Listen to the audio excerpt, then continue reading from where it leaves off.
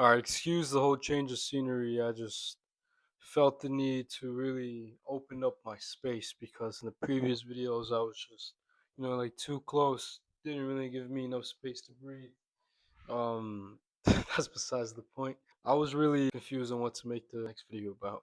It's when I started opening up my journal, which that alone could be its own video. But I opened up to this page where I wrote down things to do out of boredom. And not just any things, but productive things. What you do with your time says a lot about you. It shows what you value as a person, shows your interests, of course. And I feel like most people don't really have the most established and most productive habits. And so these are just some things that I do in my free time that really expand not only my knowledge, but my productivity. Number one would be journaling. Journaling is something I've been doing for several years now. It's something that I haven't really been that consistent with, but something that's always been there. It's something I always knew it was the right thing to do. Just putting down what's been in my head and just writing down quotes I've heard that I might find inspiring or motivating, and it's helped a lot. Really, just not being so clogged up in my mind. It's helped really me having an analysis of what's in here, obviously, and I find it much more affirming to myself to write down what's in here because I'm the type of person to maintain and retain the information when I write it down. And so a simple like writing down my goals in here and just writing down what's in my head just really clears up what's inside in here all the time. You think well over like what 20,000 thoughts, if not more. Pretty sure it's more a day. And so it's not really the best space to be in when you try and make decision making. And so I just find journaling very helpful. I can make that it's a video on its own on what to write about and how to write.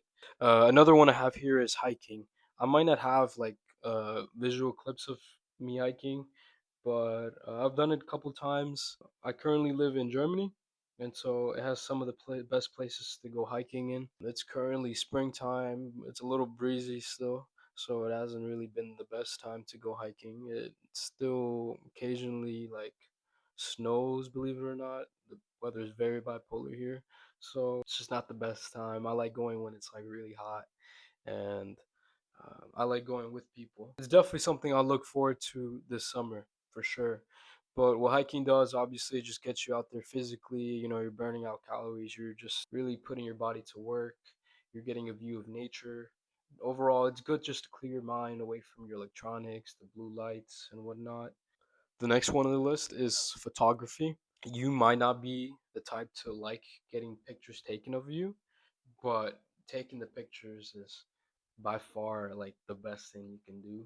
When you know you're taking a good picture and you know that the other people would like it, an eternal good feeling you get, and it's a good habit to build for sure. I have a digital camera that I'll pull up where I record my trips, and not really vlogs, but just overall like aesthetic clippings of just like certain architects and certain trips I've been with people along with just things I find cool. It could be just me walking in a city I've never been in before, admiring the buildings, admiring the city life, admiring. Then it could be just nature. It's just good to just go out and really just capture the moment. Some people want to live in the moment too long and not really appreciate what they have, but with like practicing photography, it helps you capture the moment in the long run.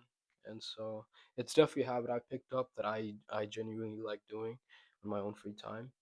So I would definitely recommend that. Obviously, you're not going to be the best at it at first. It takes a lot of repetition, of course, just with anything in life.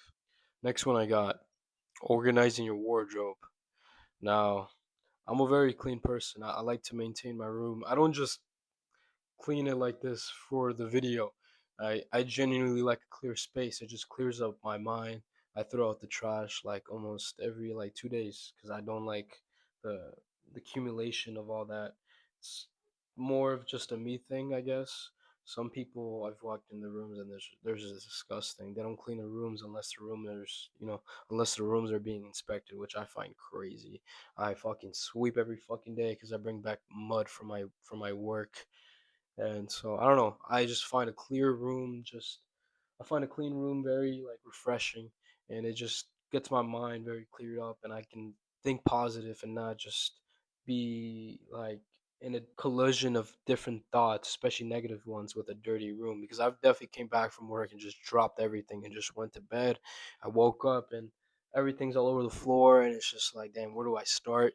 And it just doesn't bring forth any productivity. You want to be as productive as possible. Reading, that's a big one. Reading is something I've been doing for many years. I don't really like doing it in school, mainly because I don't really like being told when to do things and how to do things, especially the books that they recommended. Uh, I think one was like Rye and the Catch of the Rye or something like that. I don't remember. That book I didn't really like because I was told to read it and how many pages to read. I just didn't really find much interest in it. But the books I do like, I can actually pull up. The first one I of course have The Secret. I've talked about it in my only two videos I have in this channel. Very great book. If you want to understand the overall gist, it should be the first video in my YouTube channel. I've heard about it for years. I've been reading it for years. I haven't been consistent with it. Finished it not too long ago. Great book.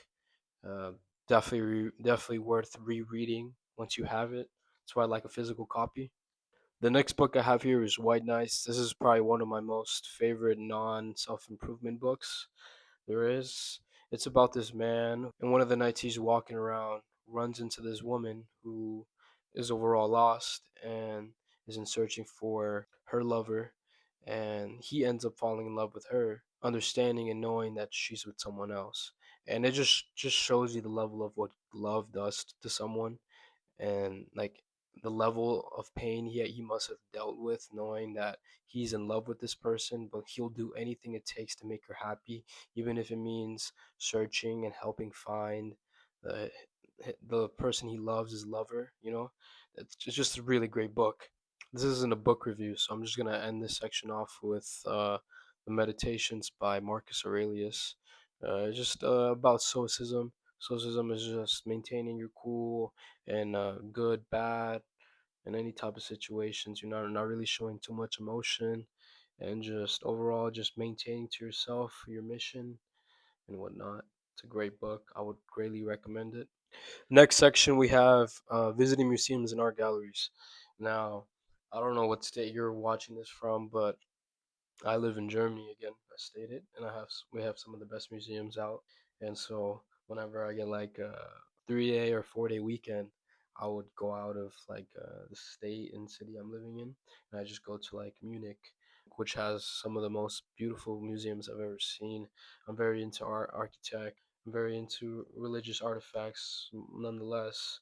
And so what I will do is I just take my time. I wake up early and just go to a museum I've been researching for a while, just getting my overall understanding of it and just the history. There's a lot of history out there is to see, understand. There's always so much you can learn, and I just geek out with stuff like that.